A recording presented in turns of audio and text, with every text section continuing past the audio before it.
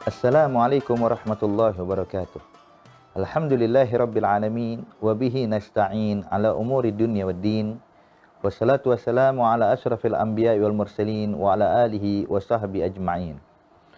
Ayyuhal ahbabul kiram dan para musyahidin, membaca Al-Qur'anul Karim adalah suatu keutamaan yang luar biasa yang diberikan Allah kepada kita.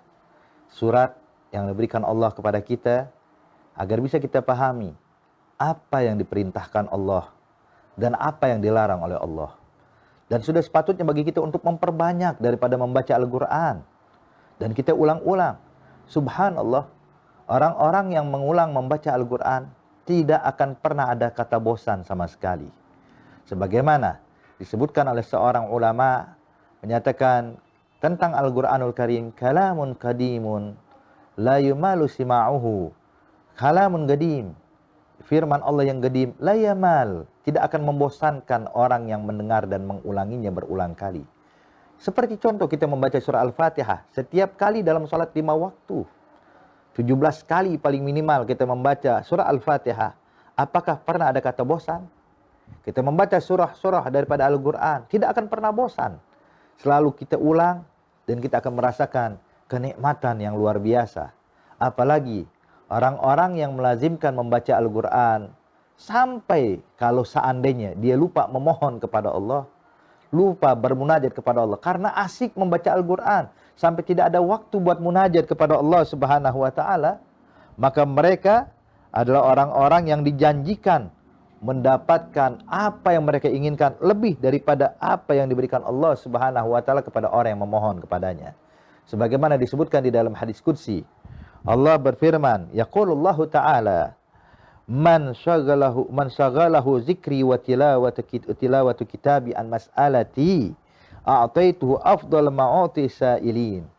Allah nyatakan, barang siapa yang disibukkan membaca Al-Quran, berzikir kepada Allah Subhanahu wa taala hingga dia lupa untuk munajat pada Allah, lupa untuk memohon dan mengemis kepada Allah Subhanahu wa taala atas dikabulkan hajat-hajatnya, maka Allah janjikan dan Allah pastikan orang tersebut akan mendapatkan semua yang diinginkan, bahkan yang diberikan oleh Allah lebih afdal, lebih baik dibandingkan orang yang selalu mengemis dan meminta dan munajat pada Allah Subhanahu wa taala.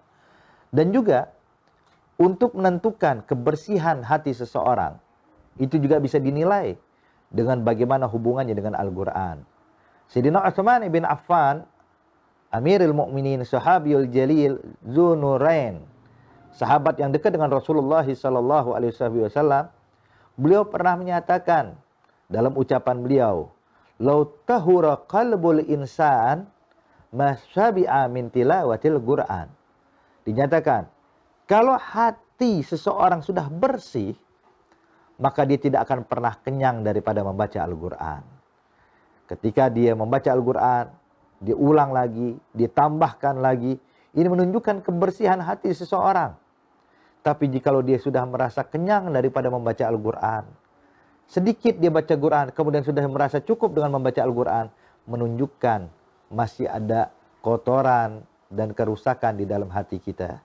Maka ayolah ahbab, perbanyak membaca Al-Quran. Namun, perlu kita pahami, membaca Al-Quran ada etikanya, ada adabnya. Pertama, dengan tentunya dalam keadaan toharoh, dalam keadaan kita sudah suci, bersih daripada hadas. Dan sebagaimana kita ketahui di pelajaran yang lalu, disebutkan oleh Sayyidina Ali bin Abi Thalib karamallahu wajhah, yang membaca Al-Quran tanpa menyentuh Al-Quran, yakni membaca Al-Quran dalam keadaan hadas, tanpa menyentuhnya, maka dia tetap mendapatkan pahala dari Allah Subhanahu wa ta'ala. Namun, ketika dia tidak punya wudu menyentuh Al-Quran, tentunya itu diharamkan oleh Allah. Sebagaimana Allah nyatakan dalam Al-Quran, la yamassahu illal mutahharun, tidak boleh menyentuh Al-Quran kecuali orang yang sudah dalam keadaan suci. Nah, di sini ayolah ahbab, ucapan Sayyidina Ali bin Abi Thalib bukan berkaitan halal dan haram, tapi Allah janjikan pahala yang berlipat ganda.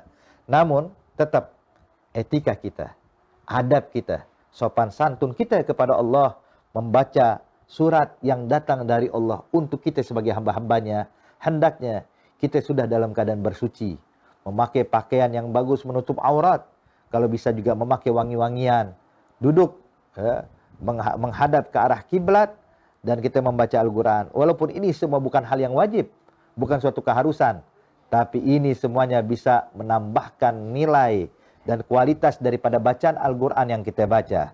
Dan juga hendaknya ketika kita membaca Al-Quran, utamakan ikhlas. Ikhlas dalam segala hal, khususnya dalam membaca Al-Quran. Bukan untuk dinilai baik oleh orang, bukan biar dinilai dia ini adalah tali Al-Quran atau pembaca Al-Quran, tapi dia membaca Al-Quran dengan ikhlas, murni, tulus hanya untuk Allah, mengharapkan ganjaran dari Allah Subhanahu wa Ta'ala.